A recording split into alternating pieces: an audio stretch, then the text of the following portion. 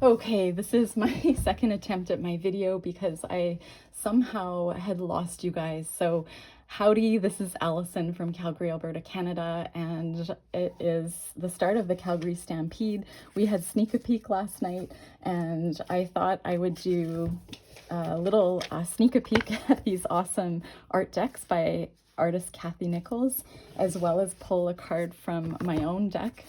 Now, because I had just recorded, probably 10 minutes of my video, I'm just gonna use the card that I had pulled just to be authentic. Nothing's planned. So this is my mountain painting, and this is a card that I had said, if you are passionate about it, find a way to do it more. So that's my watercolor painting, and I thought that it would make a beautiful card for my art poetry deck. And then we're going to be talking about irises today. I'm going to be teaching you a little bit about image transfers, and I had pulled the beautiful Magnolia out of Cathy's deck. Just going to see if I can find it. And it was kind of cool because the color palette really matched the first card that I had pulled out of my own deck.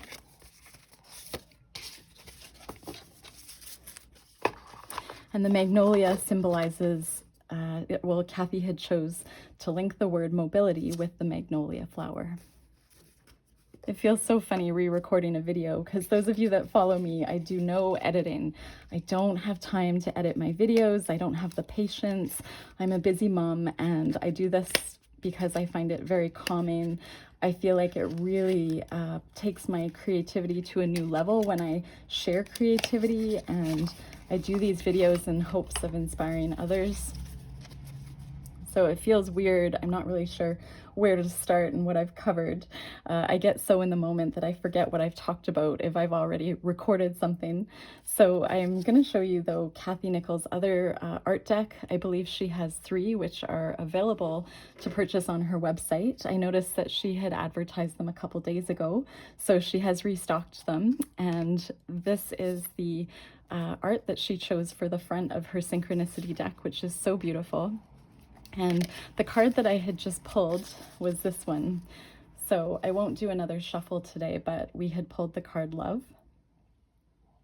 And Cathy uses a lot of collage in her work, so you can see the words shooting star and a bit of collage in the background there. And so we have from my art poetry deck this mountain painting. We have the Magnolia card from Cathy's Flower Medicine Oracle deck, and then we have the Synchronicity deck and the card Love. So I'll let you kind of link together what you want to interpret, but you can see that there is a matching of the color palettes today, which is really cool. Both Cathy and I do we paint with a lot of color. That's probably why, and her work does speak to me. So, you know, I think we use the same color palettes, even though we use a different medium. I'm not sure if Cathy does watercolors. She probably could. I think she's one of those artists that can really do anything. And I know she had done an artist residency, I believe, in France. And I really love following her art journey. So I'm going to link these decks, of course, as well as my own. And my own deck has sold out, and I'm taking a break over the summer, but I plan to restock. And you can sign up to, there's a waiting list on my website. So if you go to purchase this deck, the website, or sorry, the wait list will come up, and you're welcome to add your name if in September you want me to reach out and let you know by email that this is back in stock. Okay, so I think we lost a little bit of time, but that's okay. I'm just gonna kind of go with the flow here. Where I had left off with was I had pulled a royalty-free image off of a site called Flickr, which holds the Biodiversity Heritage Library images that are copyright free. There's different rules, so do check out, you know, under whatever image you find through the Biodiversity Heritage Library. You always want to make sure that you can give credit where credit is due, but these images, from what I read, are are royalty free, which is wonderful. So I can use them, and I can link this in my video, so you can also use this exact same image. So what I'm going to do is just give you that website link to this iris image through a site called Flickr. And again, I had searched in Flickr for the Biodiversity Heritage Library, and I put in flowers, and it can bring up so many beautiful images. Now this was by, let me just get his name off of my computer here, William Rickatson Dykes, from 1877 to 1925. And again, it was from the Biodiversity Heritage Library, digitally enhanced by rawpixel.com, and it was through Flickr that I had used this image. And sometimes, okay, well, I'm just gonna backtrack really quickly. So my last video, if you are a subscriber, you'll know that we were painting proteas, and this is sort of where I had left off. I actually tore my page a little bit just to, when I was doing a thumbnail for my video, I wanted to really hone in on the beauty of the page that we had done together. And so this is sort of a quick snapshot of where I had left off. And I have not yet added paint pen and little details, but I hope to at some point. I love the idea of cutting this out for collage and putting it on a card or a new work. And I was really into proteas and had printed off some images, again, royalty free. And then I just got bored with doing proteas. I had recorded that video in the morning, and in the evening I thought, oh, I'm just gonna sit down and use some of those beautiful sticker references from artist Chloe Standish from her sticker book. And I'm just gonna use my dip pen and just play around with kind of my own style of what I see in the Protea. Of course, there's so many different varieties and species, but this is where I left off. And then I think for me, I didn't find it super relaxing because I was sort of learning how to use my dip pen. And thank you to somebody had commented about being able to get different nibs. This is by Speedball. And this is a really good nib, but I know nothing about dip pens. So thank you for those that have commented. I'm kind of learning, but this was just not super relaxing or what I needed the other night. And so I quickly switched gears, and I, for some reason, just wanted to go back to painting irises and learning how to put royalty-free images onto something as a jumping off point. I'm just gonna see if I can zoom you guys. I'll just zoom you back out a little bit here.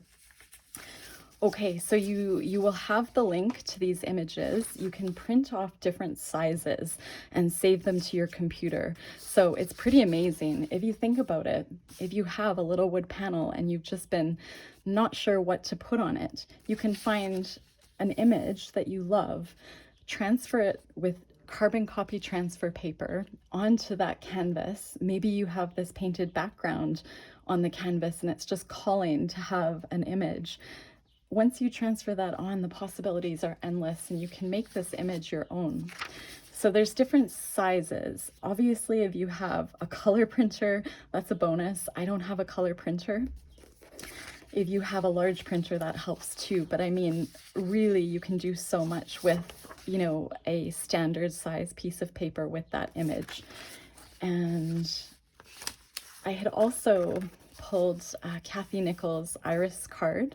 And again, I can't remember if this was the video that had cut off this morning, if I'm repeating myself or not, but I just wanted to show you the card that she had done of the iris and how she used the word wisdom to go with this particular card. And where I'm going to show you is, I actually pulled these off the wall. These are my iris paintings. These were not done with images I had traced or transferred. This was just kind of my own loose abstract interpretation of the iris. And this one here is called Island Iris Envy. And these are giclee prints, so they're 100% cotton rag prints, and I have framed them. On the back, It shows what a certificate of authenticity looks like. So this particular piece, it has my name, my signature, and this is titled Dancing in Space. And I could do a whole blog on my website about the link that I have and the love that I have for the octopus, the alien of the ocean, and the iris, the alien of the garden. So this one I had called Dancing in Space, and I do have a fair bit of meaning behind my titles. These are really bright. You can see in the background, sorry about the glare here, I use that reticulated pattern. It almost has a stained glass effect. So, you know, just feeling like if you can find a style of, you know, breaking that blank page, getting color down, getting marks that you love in a style that feels good to you, in a color that feels good to you, you can then take an image and you don't have to know how to draw. Get that image down and then you can go from there. It's really cool. Now these frames are wonderful. These are by Studio Décor, by Micheals. Micheals Canada has these, and I have really loved these because they're an affordable, very basic frame that is actually a shadow box. So it's a very, very narrow lip in here, and it removes the need for a mat. So it's a way of framing more affordably.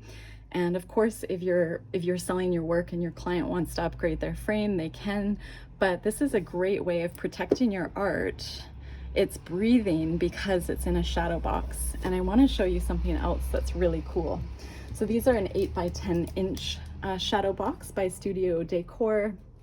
And they're sort of one of those everyday value items that Micheals has. And I'm gonna grab something. Wait, I just wanted to show you. So this would be an example of my reticulated, almost stained glass effect background that I would love to work with and put a transfer image over.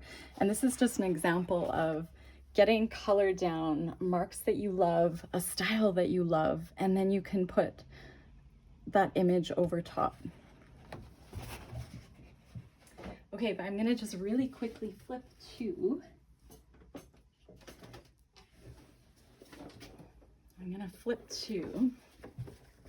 so these are those same Studio Décor frames. And my dad had kindly taken out the glass for me and disposed of it. And look at the way he has wrapped these. It's awesome because, you know, when you're selling your work, you really want to protect the edges of these frames. I'm just going to take off this painter's tape.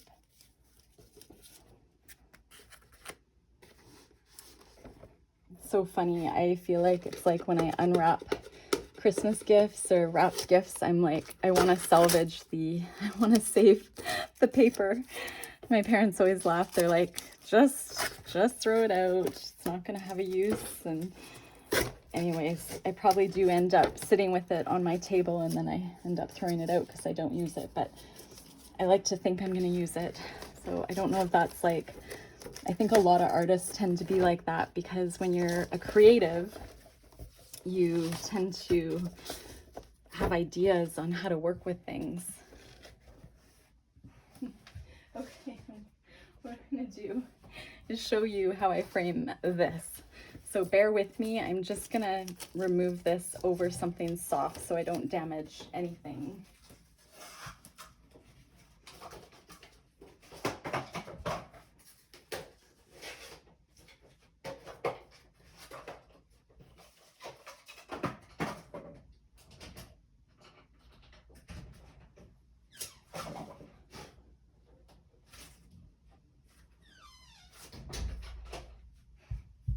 Okay, and good thing I was by the front door. There's this wee little bug that I had found that had passed away in the frame. So, okay, we're gonna move that. Here we go. So these are 11 by 14 inch Studio Décor frames, and the glass has been removed. So So these are very cheap backings, but what you do is you just take off these little backings. I'm not going to do it for this one. The more you move these, they can break off. So to try and not take these little backings up and down more than you have to, because again, they are cheap. But you can take that glass out, and I'm just going to turn this one over. So I have two of them here. They usually come in packs of 2, so, and I'm not really big on disposing of the glass, but you know, I've had to do quite a few art shows or galleries that have sometimes non-glass requirements, or you want to show your work in a frame but not have the glare. This makes the framing, it's so much lighter, and it's a really neat way of, okay, so what I'm doing is I just took off this, I don't know what it's called, that really cheap backing, and I'm just gonna set that aside. And you can see this is where the shadow box, this is where your artwork will sit, is this little ledge right here. And I can I can pop it out if I want. Very, very cheap. So what you do is this sets in and it keeps the front of your artwork away from glass. And again, that's where it's able to breathe. Now these crescent boards, where I have recently discovered I love putting my watercolor paintings on. I had just finished this mountain painting. So I titled the back, Elements of Connection, and there's a little bit of a curve here, but you know, it's just wonderful because, you know, working on these boards, especially this brand, I find aqua boards are really heavy, but this crescent watercolor board is lovely in a frame like this. So you can do vertical or horizontal hanging, and these are very fragile as well, but you could always glue on some hooks and add a wire. So at some of my art shows, I have to do that because they use S hooks, those really chunky hooks, to hang paintings.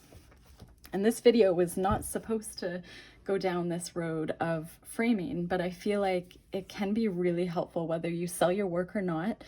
These are such affordable frames. I think I had purchased a pack of 2 of these 11 by 14 inch Studio Décor Micheals Canada frames. I think they have them in the US and probably some other countries. And I believe they were $20 each Canadian. So with probably sometimes going on sale, which is, I bet I've been able to get them maybe for $15 to $20 Canadian. And I know I could get cheaper ones elsewhere, but I'm just really happy with how they are. So yeah, this is just an example of how I've been able to hang my art right away. And I love being able to have these beautiful frames to photograph my work. Of course, you can use those room apps where you can place your artwork in a frame. You know, you can design the whole room and it's just a fake room, and you can, you know, of course, showcase your art that way.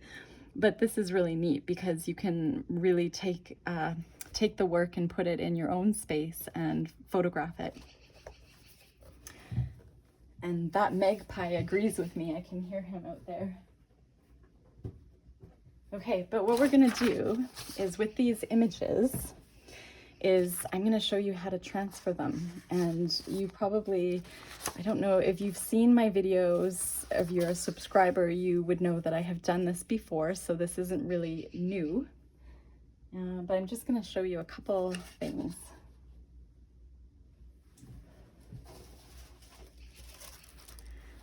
Let me see. So here's my well-loved transfer paper. You can see all the lines. And I'll talk about these little transfers in a bit.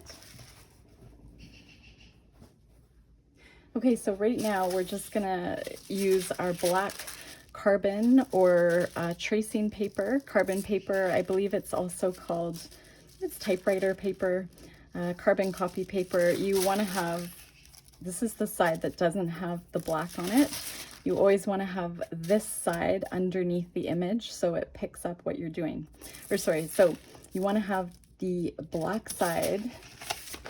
So say if we wanted to have our image here on this Hanson mixed media paper, 140 pounds. Sorry, I just bumped you guys. You want to have your paper down. And what I'll do, just because of my camera angle, I'm just going to turn this around. And so if you're working with me, you want to print out the Iris Alberti off of that website that I will link, Flickr, through the Biodiversity Heritage Library. You need to have paper, canvas, or a wood panel where you want to put the image. And then you want to have your carbon dark side down, your carbon paper. And don't worry, it will get some black on the paper, but this is just sort of experimentation, it's play. It's also, this is where the benefit of having an art journal comes in handy. And I'm gonna just see if I can, ooh, I'm jittery today, just zoom in. So you could tape down, oh, this is where, oh, look at this. I found a use for my tape. I found a use for that tape that maybe otherwise would have been thrown out. Expensive painter's tape. So I'm just gonna tape down the transfer paper, and right across the edge of the paper, the transfer paper, and the paper I'm working on, my substrate. And that way you have a bit more leeway to kind of, your paper doesn't move around as you're transferring the image on. So last evening I was tired and I was doing a really big transfer, and I was so excited to turn it over. And when I turned it over, I realized I had the non-black, the lighter side down. And so it didn't, of course, transfer, and I had this blank page. So it was a good reminder. I don't know what the lesson was, maybe not to do it when I'm tired, but always have the black side down. And what I'm going to use is just these colored pencil crayons, because that way you can really see where you're tracing, but you can also use a ballpoint pen or a pencil, just a regular HB pencil. You can use a colored pen, like a red, you know, teacher's marking pen, because that way you can see where you've traced. I am going to go over this image, which unfortunately already has some marking on it. So what I'll do is maybe just use sort of a lighter color of my pencil, and I'm going to push fairly firmly, and I'm going to have sort of some energy into what I'm doing. When you first start, it tends to be a fairly slow process because, of course, you're just new to the feeling of using transfer paper. You want to try not to peek, sneak a peek. Don't sneak a peek at what you're doing. And just trust that if that dark side's down, what you're doing is going to come through. Now, the thicker the pencil or the pen that you're using over top of the image, the thicker the black trace part will come out. And I'm kind of, how do you say, freestyling some of it. And I'm just seeing if I got a lot of the green. I think I got most of the green. So just for fun, I'm going to switch to, I see a lot of I see a lot of irises in Calgary, this lavender color. This isn't a color I use a lot. And you're just going to really do the outside. You can do some of those little details, but I'd say if you've never done this before, it's just a matter of feeling what it's like, seeing if you really like this process, seeing if it works for you, if it works with your creative practice or whatever projects you might want to do. it does tend to be really meditative, and it can be a wonderful exercise and relaxation while also training your brain. Oops, I think that's a leaf there, but that's okay. You're training your brain, you're creating new nerve, pathways. You are activating parts in your brain that you just maybe have had quiet for a while. And, you will feel way more confident drawing if you do this as a practice. So, if I was to trace an iris for, maybe 8 times this month, then the following month I will be able to sit down and really remember the feeling, knowing the petal shapes, knowing kind of the stem. It's just so cool to think that this can be a creative mindfulness practice, but also one that is going to improve you as an artist and a creative. And it's a great practice to do with kids too, or, teenagers, adolescents, young adults, adults that aren't as confident in their drawing skills. And that turned out beautifully. I'm really, really happy with that. So that's just an example of tracing an image over a piece of paper. Again, this is 140-pound Canson mixed media paper.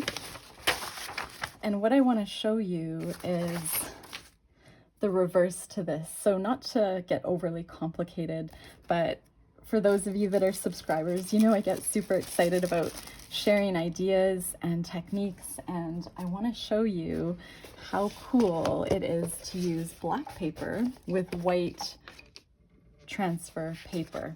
So this is the Strathmore Black Mixed Media paper. I love this. I do a lot of work on black toned paper. There's also gray toned paper and like a bluish gray tone. Strathmore makes some really wonderful toned papers. And this is 9 by 12 inches. It's 184 pounds as opposed to 140 pounds, which is this Canson paper. So it's very much black toned. It's more of a matte look than like, a brighter glossy black. And the cool thing is you could use black gesso around the image to, well, okay, now I'm getting ahead of myself, but I just want to show you what you can do. You can get white carbon transfer paper, and how beautiful, like you can see where I have already used this. So I was excited last evening. This was before I got tired and didn't realize I wasn't using the proper side of the sheet. But this is so gorgeous. So this is white transfer paper, and it's just so neat. I feel like maybe I could collage this into a work, just actually collage this transfer paper. How amazing. But you want to, again, find the white side, find the thicker side. So I use my nail. I'm just going to draw a heart, and there it is. So I know I have the right side down, and I'm not worried about getting white marks. It's kind of chalky. I'm just not too worried about that. And what you would do is take, again, your image of choice and size, put it over the white carbon paper. I don't know if it's called carbon, probably not, but the white transfer paper. And then you can transfer the image on. So let's just fast forward that I've done this, and voila, this is how it comes out. And then this is a jumping off point for finding materials you love that go on black paper. So like, how incredible. And right now, because I've already used this paper before, I don't need to put my image on here. I can see it. And I feel like if I outlined close to it, I would get also a really, really neat effect. And I'm just looking at our time. I don't think I will, well, maybe, I guess I could try to do it. What I'll do, let me just see, I might do a small one. I could do this one. Maybe I'll just do this one kind of on the side. So I'll do it right here. And again, I'm going to start with my lighter green. I'm not going to use my tape this time because I'm a bit lazy. And as I'd mentioned in my video a couple days ago, time is something I value so much, and you kind of have to choose where you want to spend your time. And for me, I love to do art that's a bit, I don't know, I guess you could say fast. It's relaxing, but I also work quite quickly, and it can keep you very much out of that judgmental place that we all have. And working fast, it's just fun. It gives whatever you're working on energy. So right now, just talking about it makes me want to speed up a bit and push down in certain places where I see darker areas and contrast. Again, I'm not worried about the details at all. I might just make my own details. And that's what helps you find your own art style is, you know, maybe you are someone that just likes to do this very slowly and meticulously, and it shows in your work because the outcome would have so much intricacy and details. Whereas for me, the art I love to do is loose, it's free, it's, you know, I would add polka dots to this and stripes. And it would be maybe a turquoise iris that turned out really, really well. So, and I'm just trying to think of what else I want to share with you all. So yeah, we have used black transfer paper to get our image on white paper. And again, think about those substrates you have sitting around, whether it's a canvas that's maybe painted a solid color and has a little bit of a background. Maybe it's one of those jelly plate sheets or those monoprint sheets that you were playing around with and you have a beautiful color and texture, but just don't know how to finish it.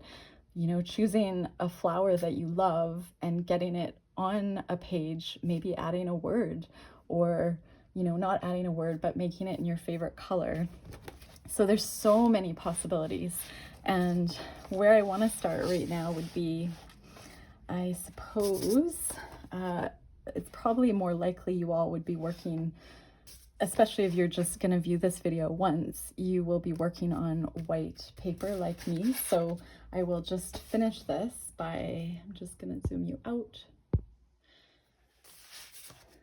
We'll see if we get to finishing this one towards the end, but I may not, again, just because I was recording today and I lost my video after that, I don't know, 15 or 20 minutes.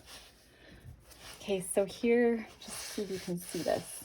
It's a little bit hard to see. I'll go back. Okay, hopefully that will stay in your line of view. So the cool thing about this is you can always paint around this with acrylic paint. So you can cover up these marks. Even like a darker watercolor would probably work.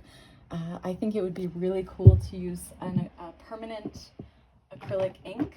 So like for example, this is Muted Green by Liquitex. And it's a lovely acrylic ink. So I can just put this out as maybe an option, and depending on what we do. I think painting this with acrylic inks would actually be better than watercolor.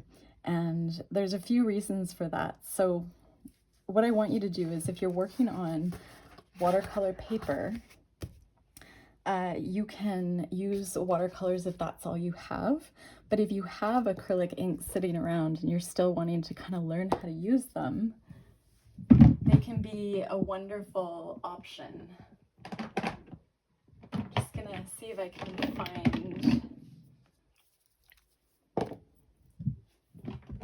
find my really beautiful magentas. Let's just see what we have here. This is a beautiful one, this quinacridone magenta Liquitex acrylic ink. And I'm just going to give it a little shake.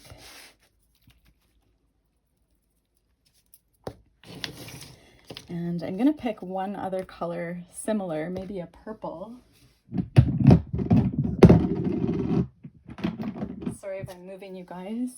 I think there's, I don't know if there's anything left in here, this deep violet. Oh, yeah, there's something left. Okay. I'm going to get a paintbrush that I don't care a lot about. And where would that be?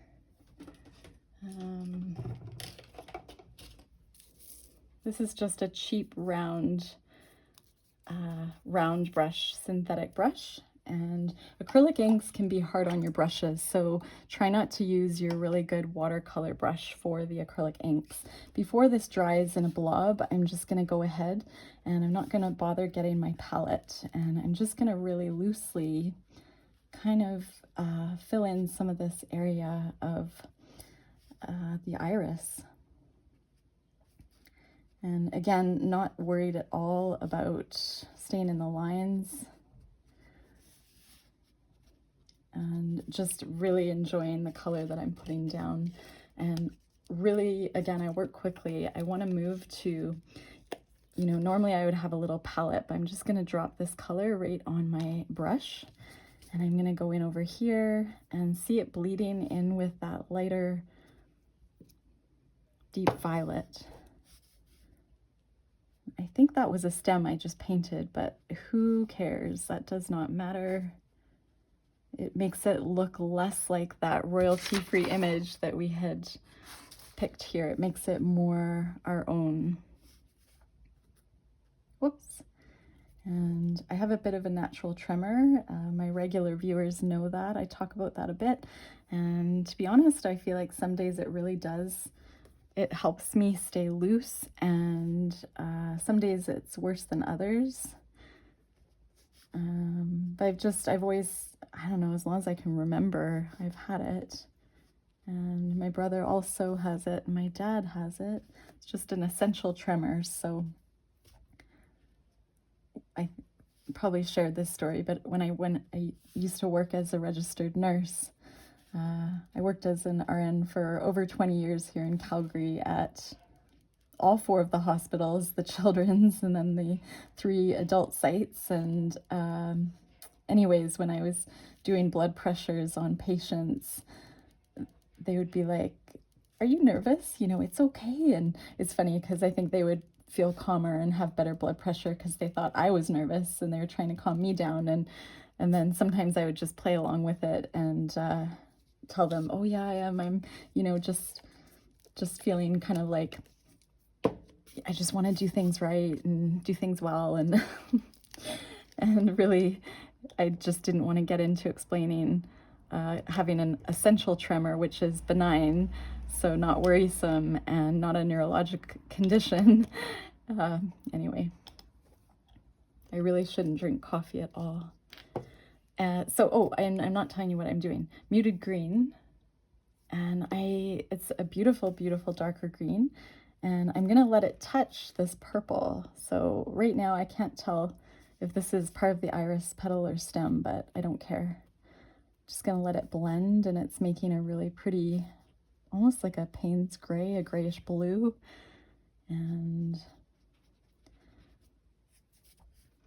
And I really like it when it's just loose and I'm kind of, how do you say, blending colors right on the page. You can always clean things up with art. It's pretty amazing how you can have happy accidents. And okay, I'm gonna go get a light green, just 2 seconds.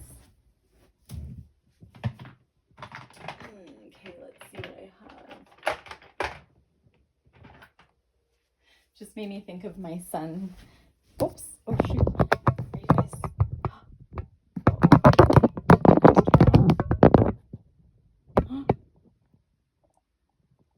Oh no, I think you're still there. Oh my gosh.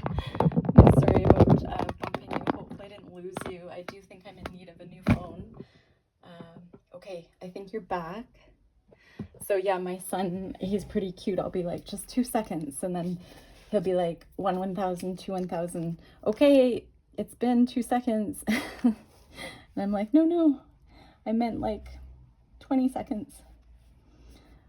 Okay, so Daler Rowney also makes a more affordable, I believe they're a bit of a more affordable acrylic ink, a permanent ink compared to Liquitex. So this is Daler Rowney FW ink. It's a permanent ink. It's not water soluble. It doesn't activate with water. And where's the name?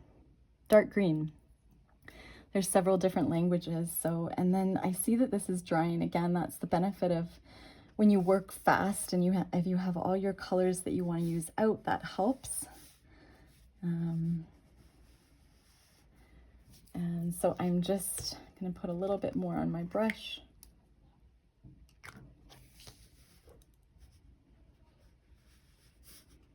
And you can always go back in and darken it with more ink.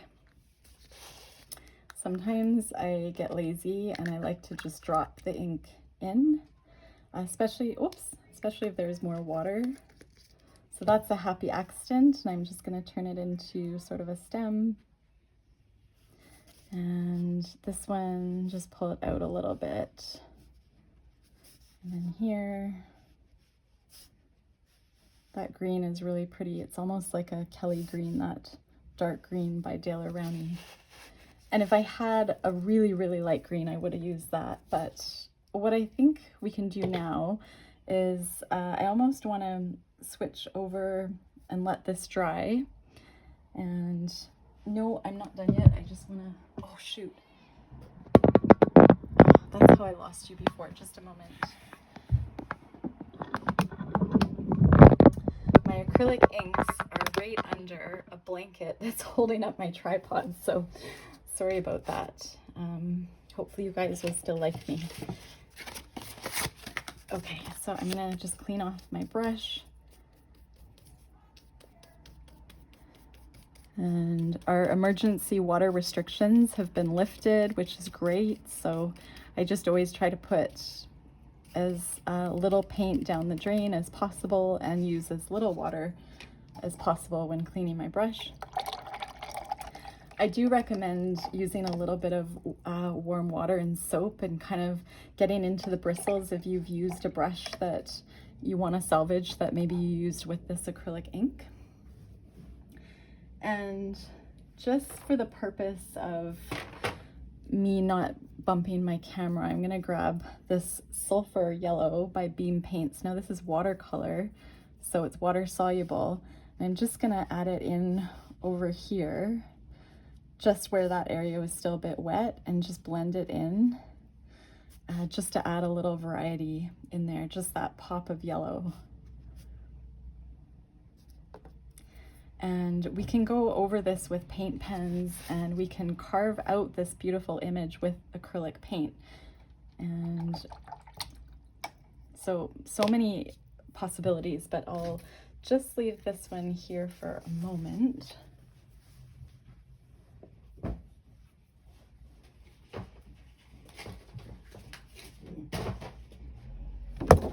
Okay, and then these ones I had done last evening, and we can just do one of these with watercolor. So let's just use this one over here. And I apologize if I'm kind of got you out of view here. Just gonna see if I can move you up.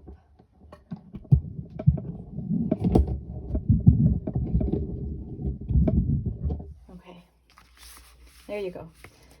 And I'm gonna use my watercolors Beam Paints because they're handy. And I'm gonna just switch over to my favorite number 12 watercolor brush, my synthetic brush by Princeton. And I just love this violet. So this is a beeswax wrapped canvas with watercolor in it by Canadian company Beam Paints. And I'm just going to show you sort of the reference photo here. It's pretty small. Maybe this one. just so you can kind of see. Again, if you have a colored printer, that would be awesome. I'm just gonna kind of get a little bit of color down. And being able to know that you can fill in details afterwards. So irises are very ruffly, and they're just so beautiful. So many varieties. I can't tell, I think that's also a petal. And I'm going to switch, not cleaning my brush, just dip right into this cherry magenta, and then just, oops, I'm just going to clean off my brush. It had quite a bit of that violet. And then just, well, that's a very pretty color. So mixing Beam Paint's violet with cherry magenta is giving me this really stunning color. And I think some irises are called bearded irises. You know, for some reason I'm seeing so many more here in Calgary, Alberta this year. We've had an unusual year of weather, like I'm sure so many other parts of North America, the world. Okay, so this is going to give us a lot to work with paint pens and coming in later. So this is using watercolor over our transferred image. And you can see that it doesn't really matter about those carbon lines, and you can even hide them more if you choose to. I really don't mind them. I feel like often with the way I finish paintings, it becomes really painterly and it keeps me loose, and you almost don't want to try and cover them up. So I'm gonna just pull in some of that purple and let it mix, and I'm mixing it with my Beam Paint Spring Green, and just mixing it with that purple is giving me a beautiful stem color, and again, variety. And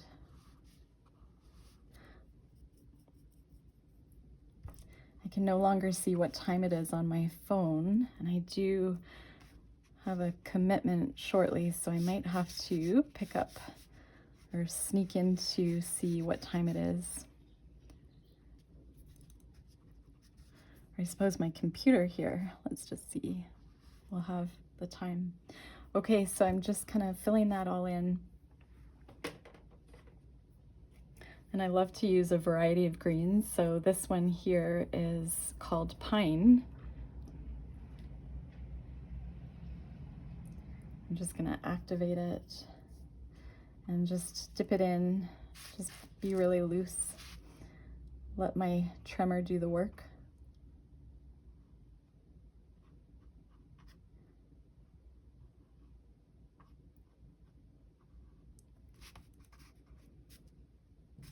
Seeing what other people go through just makes me so grateful that I can paint. You know, having a tremor is just such a manageable thing when it's a benign, essential tremor. So there's so many people with other conditions that are so awful. So just thinking of the Celine Dion documentary that I was talking about in my last video.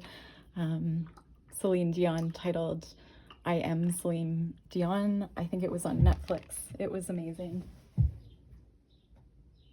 And okay, yeah, and my time, I will have to wrap up in the next 5 or 10 minutes. So I'm so happy with this. And if this is all I did today, like, I feel like this is so beautiful.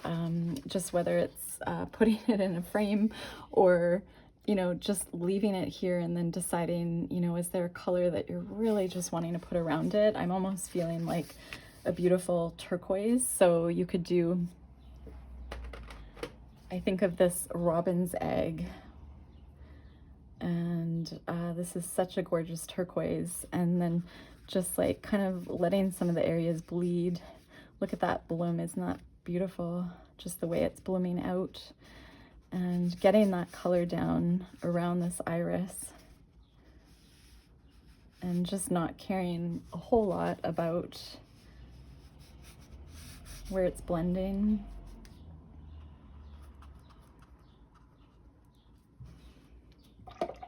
It's just really painterly and loose and quite lovely. And again, totally, all of us would have really unique art, even if we did this exact technique.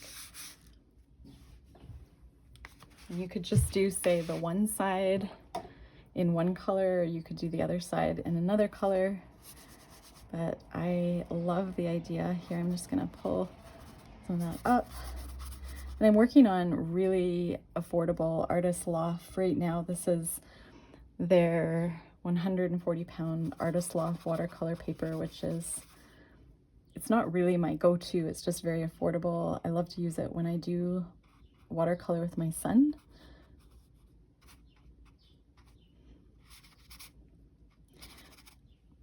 And I do think good paper is important, so I would recommend beginner watercolor artists. I mean, obviously go with what you can afford and what's available based on where you live. But if you can afford, you know, the Canson mixed media watercolor paper, that's excellent. Or, you know, even this one, it's not too bad for what we're doing right now. It has some really nice texture. And if you have other art supplies, you can, I'm just seeing, you know, for instance, this water-soluble pencil is just adding, maybe that's too much, I don't know. I can always, again, go over this with acrylic paint, but I'm gonna let this dry and you can just do loose line work in here if you wish. Oh, there's my timer. I'm just gonna turn that off just a moment.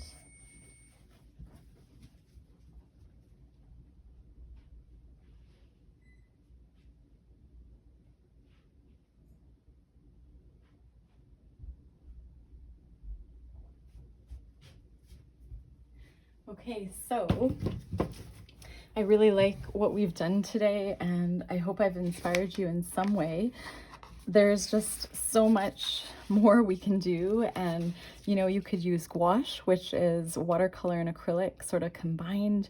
You can use, again, the acrylic inks mixed with watercolor or just the acrylic inks. If you're working on a canvas, if you transferred an image and you did it all with acrylic inks, you should be able to use a really beautiful varnish over top. Whereas with watercolor, you would want to use a wax medium to seal it. So just so many possibilities. And I think, yeah, and just thinking about the idea of collaging this on, I think that would be so cool. This is just so beautiful, and it's probably hard to see on video, but even this paper is really, really neat. And I think I'll probably leave it there right now, but thank you so much for being with me today and joining me, and I'll leave you with the wisdom of Cathy Nichols and her beautiful art in this flower medicine art deck.